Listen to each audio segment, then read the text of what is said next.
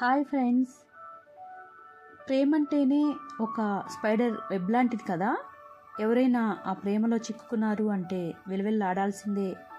ఆ వెబ్లోంచి బయటికి రాలేరు, అలా అని దానిలోనే ఉండలేరు, ఊపిరాడినట్లు ఫీల్ అవుతూ ఉంటారు కాదంటారా? ఓకే, ఈరోజు మనం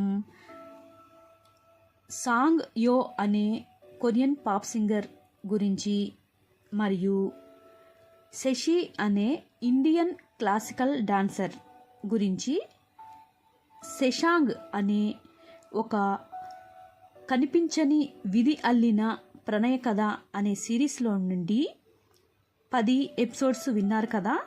11వ ఎపిసోడు వినబోతున్నారు. మీ అందరికీ ఈ కథ బాగా నచ్చింది అనుకుంటున్నాను. ఇక మనం 11వ ఎపిసోడ్లోకి వెళ్తే, తను ఇండియన్ లాగా ఉంది, అందంగా కూడా ఉంది. కొత్తగా వీళ్ళ టీంలోకి వచ్చి ఉంటుందా? మనకు ఎప్పుడు ఫోటో దిగమని అడిగినా కూడా మన వైపు చూడను కూడా చూడడు. మరి ఈరోజు అమ్మాయిని తన దగ్గరగా లాక్కున్నాడు. తన లవర్ అయి ఉంటుందా అని ఒక అమ్మాయి ఫోటోలు దిగుతూ వచ్చి అడిగింది. ఇంకా ఎన్ని రోజులు తను ఒంటరిగా ఉంటాడు చెప్పు? అమ్మాయి కూడా చాలా కూల్గా ఉంది కదా, డేటింగ్లో ఉన్నారేమో అనుకుంటూ వాళ్ళు ఫోటోలు దిగిన వాటిని షేర్ చేసుకున్నారు. అలా ఫోటోలు దిగి అక్కడ అమ్మాయిలంతా సాంగ్యో వైపు, శశి వైపు చూస్తూ వెళ్ళిపోయారు. శశి సాంగ్యో వైపు చూస్తూ, మీ హెయిర్ స్టైల్ చాలా బాగుంటుంది సాంగ్, ఇలా లాంగ్ హెయిర్ ఉంటే అబ్బాయిలకి చాలా క్యూట్గా ఉంటుంది అని చెప్పింది. సాంగ్యో మనసులో సంతోషపడ్డాడు, కానీ బయటికి కనపడకుండా మౌనంగా ఉన్నాడు. అరే, నీ హెయిర్ స్టైల్నే పొగిడింది, ఎందుకురా అలా బండరాయిలాగా మౌనంగా ఉంటావు అని ఈవోన్ అన్నాడు. సాంగ్యో ఈవోన్ కాలు గట్టిగా తొక్కి చిన్నగా, రేయ్ నాకు వినపడిందిరా, నేనేమి చెవిటివాడిని కాదు, నువ్వు కొంచెం మూసుకో అన్నాడు. ఓకేలే, నాకెందుకులేరా నీ పిచ్చి ఏంటో నువ్వేంటో అన్నాడు ఈవోన్. శశి అది గమనించి నవ్వుతూ, అవును ఈవోన్, మీరిద్దరూ బ్రదర్సా అని అడిగింది. కాదు, తను చిన్నప్పటి నుండి నాకు క్లోజ్ ఫ్రెండ్, బట్ ఇద్దరం ఒకే ఇంట్లో పెరిగాం అని చెప్పాడు ఈవోన్. అందరూ కొంచెం సేపు షాపింగ్ చేశారు. కొంతసేపు సరదాగా మాట్లాడుకొని ఆ రెస్టారెంట్లో స్పెండ్ చేసి, ఓకేరా ఇక మేము వెళ్తాం బాయ్ అని చెప్పి జియాన్ వాళ్ళ ఫ్రెండ్స్ వాళ్ళ కారులో ఇంటికి వెళ్ళిపోయారు. సాంగ్యో, శశి, ఈవోన్, మీను వాళ్ళ ఇంటికి తిరిగి వచ్చారు. కారు దిగి సాంగ్యో, ఈవోన్ షాపింగ్ లగేజ్లను లోపలికి తీసుకువస్తున్నారు. శశి, నేను పట్టుకుంటాను పర్లేదు ఇవ్వండి అని ఆ లగేజ్ని వాళ్ళ చేతిలో నుండి తీసుకుని వెళ్ళబోతూ చెప్పింది. హే నో ప్రాబ్లం, మేము తెస్తాం కదా అన్నాడు ఈవోన్. శశి చెప్పులు విడిచి ఇంట్లోకి బేర్ ఫుట్తో నడుస్తోంది. మీను శాండిల్స్ ఇచ్చి, ఇవి వేసుకో శశి అని చెప్పి ఇవ్వబోయింది. శశి వద్దన్నట్లు చూపిస్తూ, పర్లేదు మీను, నాకు ఇంట్లో ఇలాగుండటమే ఇష్టం, మా ఇంట్లో లోపలికి శాండిల్స్తో నడవటం అలవాట్లేదు, మా తాతయ్య ఒప్పుకోడు, తనకి చాలా పట్టింపులు ఎక్కువ, మేము వాటిని ఫాలో అవుతాము, మాకేమీ ఇబ్బందిగా అనిపించదు అంటూ లోపలికి వచ్చింది. అంతలోనే శశికి ఒక ఫోన్ కాల్ వచ్చింది.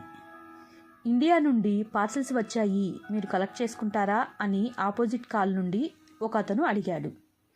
సాంగ్యో మౌనంగా శశిని చూస్తూ పక్కనే నుంచుని ఉన్నాడు. శశి 1 నిమిషం అని ఫోన్ని హోల్డ్లో పెట్టి, ఈవోన్, నాకు ఇండియా నుండి మా బ్రదర్ రూమ్కి పార్సల్స్ వచ్చాయి, ఇప్పుడు నేను వెళ్ళి పిక్ చేసుకోవాలి, మీరెవరైనా వస్తారా నాతో అని చెప్పింది. ఈవోన్ ఫోన్ తీసుకొని వీళ్ళ అడ్రస్ చెప్పి ఇక్కడికి డెలివరీ చేయమని ఆ ఫోన్ కాల్లో అతనికి చెప్పాడు. థ్యాంక్ యూ ఈవోన్, అంతలో నేను ఫ్రెష్ అయి వస్తాను, పాపం ఇప్పటిదాకా సాంగ్ బట్టలు తీసుకున్నా కదా, ఇప్పుడు నావి కూడా తెచ్చుకున్నాను అని చెప్పి పైకి వెళ్ళింది. ఈవోన్ శశి పైకి వెళ్ళగానే చిరునవ్వుతో, సాంగ్యో ఏంటి కొంచెం మిస్ ఇండియా మీద నీకు ఇంట్రెస్ట్ ఉన్నట్లుంది అని అడిగాడు. సాంగ్యో కొంచెం కోపంతో, వేషాలు తగ్గించు, అలాంటిదేం లేదు, వెళ్ళి నీ పని చూసుకో అని కొంచెం కసురుకున్నాడు.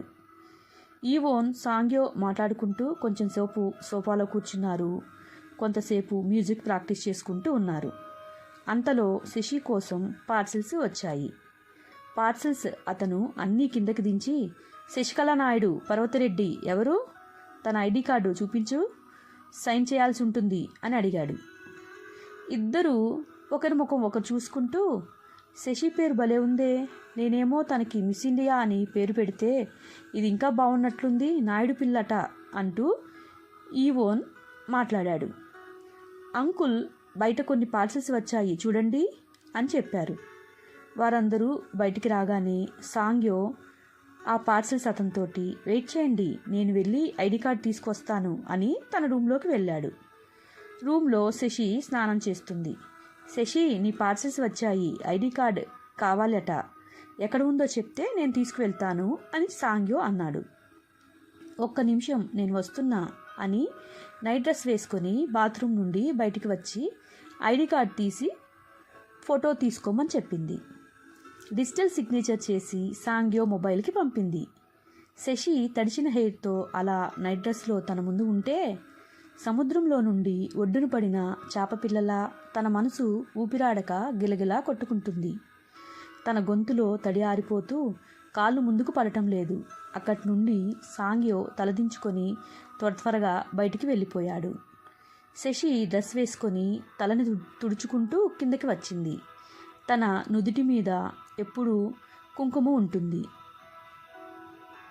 తడిచి ఆరని జుట్టు, నుదుటిన సింధూర బొట్టు. హే సాంగ్, నువ్విక ఊపిరి బిగబట్టు అంటూ నాయుడు పిల్ల ఏదో చేసినట్టుంది కనికట్టు. సాంగ్యో తన చూపులు తట్టుకోలేకపోతున్నాడు. మీను వాళ్లకు ఆ సీన్ చాలా అంటే చాలా క్యూట్గా కనపడింది. నువ్వెప్పుడు రెడ్ కలర్లో ఇలా ఫేస్ మీద పెట్టుకుంటావు కదా, దాన్ని ఏమంటారు అని మీను అడిగింది. దీనిని కుంకుమ అంటారు. ఇది ప్రతిరోజు పెట్టుకుంటాను నేను. నాకు ఇది చిన్నప్పటి నుండి అలవాటైపోయింది. అలా అని ఇండియాలో ఉన్న ప్రతి ఒక్కరూ పెట్టుకోరు, మా ఇంట్లో కల్చర్ అంతే అని చెప్పింది. ఓ, వాటి గురించి మాకు తెలియదు, మేము బుద్ధుని నమ్ముతాం. జియాన్ వాళ్ళు క్రైస్ట్ని నమ్ముతారు, అంతే. వేరే కల్చర్స్ గురించి నాకైతే అసలు తెలియదు అని చెప్పింది మీను. ఈవోన్ సాంగ్యో పార్సల్స్ని లోపలికి తెచ్చారు. పెద్ద బాక్సెస్ 10 కంటే ఎక్కువ ఉన్నాయి. శశి కూడా వాటిని అందుకుంది. ఈవోన్ నవ్వుతూ, మీ అమ్మ వాళ్ళు కార్గోని బుక్ చేశారా ఏంటి, నీకోసం ఇంత లగేజ్ పంపించారు అన్నాడు. శశి, అలాంటిదేమీ లేదు, వాళ్ళు వద్దన్నా వినరు. ఇక్కడ నేను ఏం తింటానో ఎలా ఉంటానో అని మా అమ్మమ్మకి దిగులు.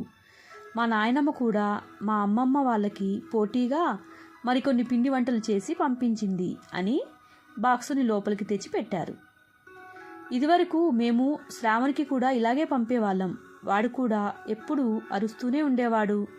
కానీ పెద్దవారి ప్రేమ ఇక్కడ ఉన్న ప్రతి ఒక్క వస్తువులో ఉంటుంది, నేను అది ఫీల్ అవ్వగలను అని సంతోషంగా చెప్పి సోఫాలో కూర్చుంది.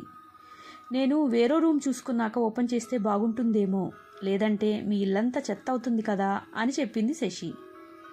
ఈవోన్, హే మిస్ ఇండియా, నీకు ఓకే అంటే మా ఇంట్లో పెయిడ్ గెస్ట్లా ఉండొచ్చు కదా, నచ్చిన రూమ్లో ఉండొచ్చు, ఇక్కడ మేమే కదా ఉంటాము, నీకేం ప్రాబ్లం లేకుండా చూసుకుంటాం అని చెప్పాడు. ప్రాక్టికల్గా ఆలోచిస్తే బాగానే ఉంటుంది. నాకు కూడా ఇల్లు నచ్చింది, కానీ ఆల్రెడీ మా డాడీ వాళ్ళ ఫ్రెండ్ ఇక్కడ ఉన్నారు కదా, తను ఏమైనా అనుకుంటారేమో అని ఆలోచిస్తున్నాను అని చెప్పింది. మిస్ ఇండియా, ఎందుకు అంతగా ఆలోచిస్తున్నావు, మాకు ఎటువంటి ఇబ్బంది లేదు, నీ ఫ్రెండ్షిప్ మాకు బాగా నచ్చింది, లైఫ్ ఇప్పుడే నీ స్నేహం వలన మేము మంచిగా ఎంజాయ్ చేస్తున్నట్లు అనిపిస్తుంది అని చెప్పాడు. మీను కూడా తన దగ్గర కూర్చుంటూ, అవును శశి, నువ్వు మా ఇంట్లో ఉంటే నిజంగా బాగుంటుంది, లేదంటే ఏదో బోర్గా లోన్లీగా ఎవరి పనులు వాళ్ళు చేసుకుంటూ మిషన్స్ లాగా బతుకుతున్నాం అని చెప్పింది.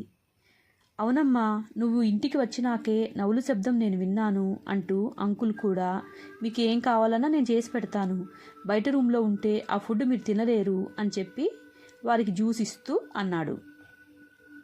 ఓకే అంకుల్, వీరందరి కోసం కాకపోయినా నేను మీకోసం అయితే ఉంటాను, మీరు చేసే ఫుడ్ కోసం తప్పకుండా ఇంట్లో ఉండొచ్చు అని, మీ అందరూ ఇంతగా నాకు కేర్ చూపిస్తున్నందుకు నేను చాలా లక్కీ, ఇంత త్వరగా నాకు మంచి ఫ్రెండ్స్ ఇక్కడ దొరుకుతారని నేను అసలు అనుకోలేదు అంటూ జ్యూస్ తాగి, ఓన్లీ నా బ్రో ఉన్నాడు, తనతో హ్యాపీగా ఎంజాయ్ చేయొచ్చు కదా, స్పెండ్ చేయొచ్చు కదా అని ఇక్కడికి వచ్చాను, కానీ లైఫ్లో ఫ్యామిలీనే కాదు బయట వాళ్ళతో కూడా ఇంత సంతోషంగా ఉండొచ్చు అని ఇప్పుడే చూస్తున్నా అంటూ గ్లాస్ని షింక్ దగ్గర పెట్టడానికి లేచింది.